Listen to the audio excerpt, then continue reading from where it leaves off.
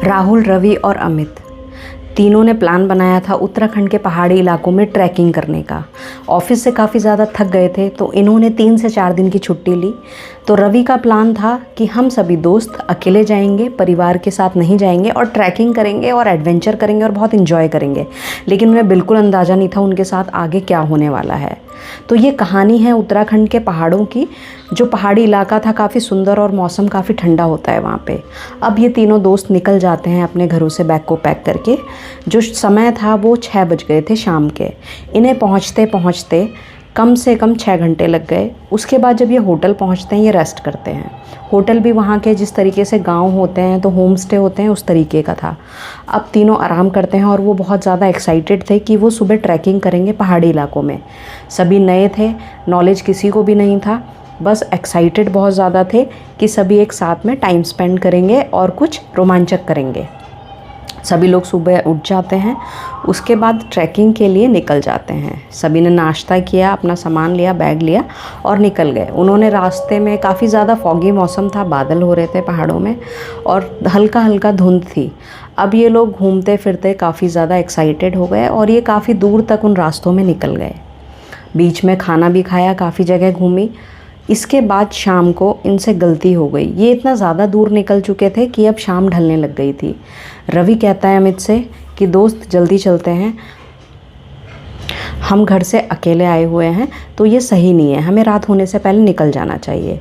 तो दोनों दोस्तों ने मजाक करते हुए उससे कहा कि चले ही जाएंगे, इतनी रात में कौन सा तुझे कोई लेने आ जाएगी यहाँ पे। इस तरीके से हंसते हुए ये आगे बढ़ते हैं।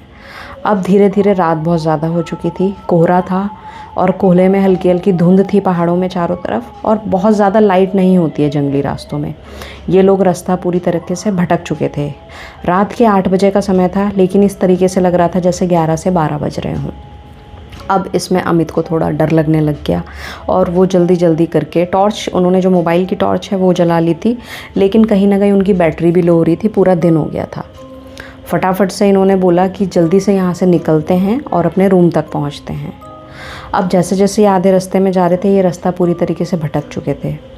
अब तीनों परेशान होकर सोचते हैं क्या करें। आपको पता होगा कि जितने भी पहाड़ी इलाके होते हैं उसमें नेटवर्क बहुत कम हो जाते हैं। ना वहाँ पे नेटवर्क था, ना वहाँ पे लोग थे। ऐसे में उन्हें एक होप नज़र आती है। वो देखते हैं सामने पेड़ के पास एक लड़की है। उसकी उम्र तकरीबन होगी 18 से 20 साल की और ये एकदम खुश हो जाते हैं कि चलो इससे रास्ता पूछ लेंगे। जब ये उसके पास जाते हैं तो वो जहाँ खड़ी थी वहाँ पे बहुत ज़्यादा लाइट नहीं थी, फेस बहुत साफ़ नहीं दिख पा रहा था, सफ़ेद कलर के कपड़े पहने हुए थे। अमित और रवि उससे पूछते हैं कि हम यहाँ पे रास्ता भटक गए हैं, आप हमें रास्ता बता दो, आपकी बहुत मेहरबानी होगी। जब उन्होंने लड़की से ये बात बोली, लड़की चुपचाप खड़ी रही। इन्होंने एक दूसरे का चेहरा देखा। इन्हें तब तक भी ऐसा कुछ नहीं लगा कि कुछ गलत हो सकता है, लेकिन जो तीसरा वाला था रवि और अमित के साथ, उसे भनक लग चुकी थी। उसे लग रहा था कुछ गलत है, थोड़ा डरा हुआ सहमा हुआ भी था। इन्होंने लड़की से दोबारा वही सवाल करा। लड़की ने बिना कुछ बोले दूसरी तरफ के लिए हाथ से इशारा करते हुए रास्ता बता दिया। इन्होंने उसका धन्यवाद करते हुए आगे निकल गए। अब जो तीसरा था वो काफ़ी डरा हुआ लड़का था। रवि और अमित बोलते हैं जल्दी चलो और टाइम से पहुंचते हैं। इन्हें कम से कम आधा घंटा हो गया था, इन्हें रास्ता अभी भी नहीं मिला। पानी ख़त्म हो चुका था, खाने को नहीं था, सभी के फ़ोन की बैटरीज ऑलमोस्ट ख़त्म होने वाली थी। अब तीनों जो डर था इनका ये बढ़ चुका था, घबरा रहे थे, पसीना आ रहा था और ये चाहते थे कैसे भी निकलें। तभी रास्ते में एक बूढ़े अंकल ने उन्हें आवाज़ दी। उन्होंने बोला आप इतनी रात में कहाँ जा रहे हो, यहाँ तो कोई दूर दूर तक है ही नहीं। जैसे ही इन्होंने उन बूढ़े अंकल को देखा इन्होंने ईश्वर का धन्यवाद करा और इन्होंने बोला कि हमें जैसे जो हमारी जगह है, होम स्टे है, वहाँ तक जाना है और हम रास्ता भटक चुके हैं। रास्ते में एक लड़की मिली थी, उन्होंने बोला इधर की तरफ जाना है। अब जब अंकल ने ये बात सुनी, उन बूढ़े अंकल ने, तो वो एकदम से डर गए, उनका चेहरा पीला पड़ जाता है। वो 2 मिनट शांत हो जाते हैं। ये लोग एक दूसरे का मुँह देखते हैं, किसी को भी कुछ समझ नहीं आता है। उन्होंने अंकल ने फटाफट से बोला चलो मेरे साथ और यहाँ से जल्दी निकलो। अब ये लोग और ज़्यादा सहम गए। रवि और अमित के साथ जो तीसरा लड़का था उसे हल्का हल्का बुखार आने लग गया था। ये फटाफट से जब वहाँ से निकलते हैं तो वो अंकल उन्हें होम स्टे के पास छोड़ देते हैं, लेकिन वो बताते हैं इन्हें कि आप ऐसे कभी भी इलाकों में, पहाड़ी इलाकों में अकेले ना जाओ तो आपके लिए बेहतर होगा। आप जिससे मिल के आ रहे हो, कई लोगों से ये बात सुनी है कि वहाँ पे ऐसी कोई लड़की है ही नहीं, वो कोई घोस्ट या एंटिटी है जो रात में लोगों को गलत राह बताती है और वहाँ से आगे कोई रास्ता आता ही नहीं है। अब ये लोग थोड़ा डर जाते हैं और ये चुपचाप होम स्टे में चले जाते हैं। जो तीसरा लड़का था उसको काफ़ी ज़्यादा बुखार आ जाता है और वो डर जाता है।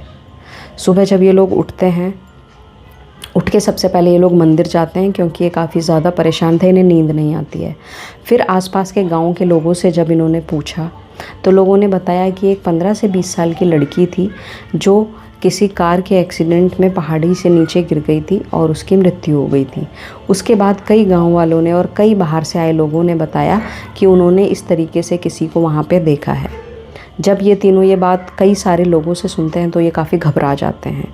उसके बाद ये आगे की ट्रिप को कैंसिल करके घर की तरफ चलते हैं। जब इन्होंने घर में ये बात बताई तो इन्हें बहुत डांट पड़ती है और अच्छा हुआ कि ये मंदिर हो आए थे। जो तीसरा वाला लड़का था जो काफ़ी डर चुका था, अब उसका फीवर भी थोड़ा कम हो गया था। तो ऐसे कभी भी किसी इलाके में या रास्ते में जाएं तो हमेशा अपने साथ कुछ ना कुछ बैकअप ज़रूर लेके जाएं। आज भी कई लोग बताते हैं कि उस इलाके में वो लड़की दिखती है। तो कभी ऐसी कोई घटना हो तो उस समय पे बड़े दिमाग से काम लेना बहुत ज़रूरी है। अब वो लोग जब भी जहाँ जाते हैं तो वो पहले अवेयर होके जाते हैं कि उन्हें कहाँ जाना है। क्या आपके साथ भी किसी के साथ ऐसी कोई घटना हुई है तो आप कमेंट में ज़रूर बताइए। मेरी मेल आईडी है, उस पर डालिए। अगर पसंद आता है तो मैं सभी ऑडियंस को ज़रूर दिखाऊंगी। अगर चैनल पे नए हैं तो चैनल को लाइक और सब्सक्राइब कर लीजिएगा ताकि मैं और भी वीडियोज़ आपके लिए ले आऊँ। Thank you.